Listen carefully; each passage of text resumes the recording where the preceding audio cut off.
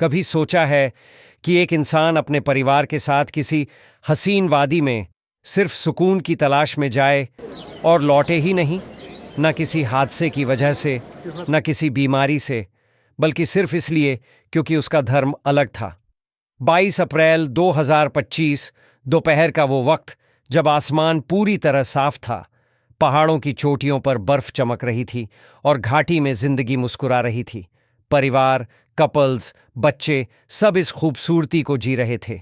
कोई वीडियो बना रहा था, कोई झूलों की सवारी कर रहा था, और किसी ने शायद उस वक्त खुदा को शुक्रिया भी कहा होगा कि काश जिंदगी ऐसी ही रह जाए। लेकिन किसी को नहीं पता था कि कुछ ही पल बाद इस जन्नत में जहन्नुम का मंजर दिखने वाला है।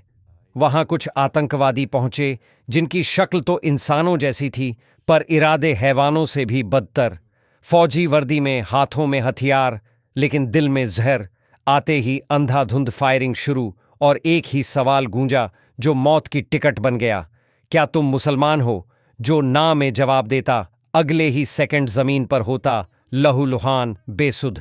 धर्म के नाम पर यह कैसा न्याय था, और ये कैसा जिहाद जो बच्चों से लेकर बुजुर्गों तक किसी को नहीं छोड़ता।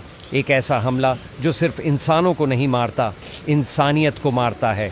और शायद इसीलिए आज हमें सिर्फ शोक नहीं, जवाब देना होगा। एक ऐसा जवाब जो याद रहे, ना सिर्फ उन्हें जिन्होंने ये किया, बल्कि पूरी दुनिया को जो आज भी हमें शांति की सलाह देती है।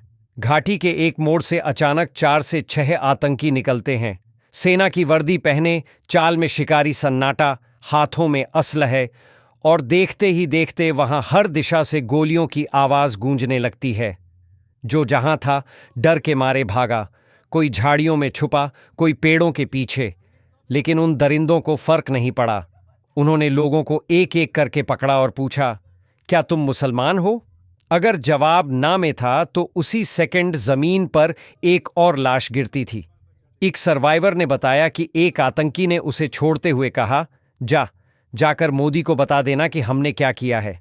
सोचिए, ये सिर्फ गोलियों का हमला नहीं था, ये एक संदेश था, सीधा भारत की सरकार को, उसके संविधान को, और सबसे बढ़कर भारत की एकता को। 27 बेगुनाहों की जान गई। उनमें एक बच्चा था जिसकी मुट्ठी में एक पत्थर था। शायद उसे यकीन था कि वो पत्थर दुश्मन से उसकी मां को बचा सकता है, लेकिन उस बच्चे की मां की लाश उसी के ऊपर गिरी थी, और पिता की छाती में 7 गोलियां थीं। दुनिया आज भी हमें शांति की नसीहत दे रही है, लेकिन सवाल ये है, क्या शांति सिर्फ भारत के लिए रिजर्व्ड है? क्या हमारे मासूमों की जानों की कोई कीमत नहीं? क्या अब भी हम सिर्फ निंदा करके, कैंडल मार्च निकालकर चुप रह जाएंगे? अब वक्त आ गया है कि भारत भी इजराइल की तरह सोचने लगे। 2023 में जब इजराइल पर हमला हुआ तो उन्होंने गाजा में घुसकर आतंकी ठिकानों को बर्बाद कर दिया, और दुनिया ने कुछ नहीं कहा, क्योंकि वो जानते थे इजराइल अपने नागरिकों के खून को सबसे कीमती मानता है। क्या भारत अपने लोगों के लिए वैसी ही पॉलिसी नहीं अपना सकता? अब सिर्फ सर्जिकल स्ट्राइक की बात नहीं है, अब हमें चाहिए टोटल एलिमिनेशन ऑपरेशन। क्योंकि टेररिज्म का कोई धर्म नहीं होता, लेकिन अगर कोई देश बार बार आतंकियों को अपनी जमीन पर पनाह देता है, उन्हें लॉन्च पैड देता है, तो वो देश खुद भी आतंक का हिस्सा बन जाता है। भारत को पाकिस्तान से अब 2 टूक कहना होगा, या तो इन दरिंदों को भारत को सौंपो, या फिर तैयार हो जाओ कि भारत खुद आएगा और सब कुछ तबाह कर जाएगा। अगर पाकिस्तानी सेना बीच में आती है तो उसे भी वैसा ही जवाब मिलेगा, क्योंकि जो किसी आतंकी के लिए ढाल बनता है वो खुद दुश्मन होता है। भारत अब सिर्फ अपने जवानों की शहादत गिनने वाला देश नहीं रहा। अब ये नया भारत है जो जवाब देता है, और ऐसा जवाब देता है कि दुश्मन आने वाली पीढ़ियों तक कांपता है।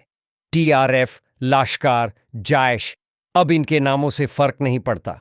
अब फर्क पड़ेगा सिर्फ इस बात से कि कौन बचेगा और कौन नहीं। अब आतंकवादी या तो भारतीय जेलों में सड़ेंगे या फिर अपने ही बंकरों में मरेंगे। यही है नया सिद्धांत। तो दोस्तों, सवाल अब ये नहीं कि हमला क्यों हुआ, सवाल ये है कि अब भारत क्या करेगा। क्या हमें भी इजराइल जैसी नीति अपनानी चाहिए? क्या अब हमें सिर्फ बचाव नहीं बल्कि प्रतिशोध की भाषा में जवाब देना चाहिए? कमेंट सेक्शन में अपनी राय जरूर दीजिए, क्योंकि इस बार आपकी आवाज ही भारत का नेक्स्ट कदम तय करेगी।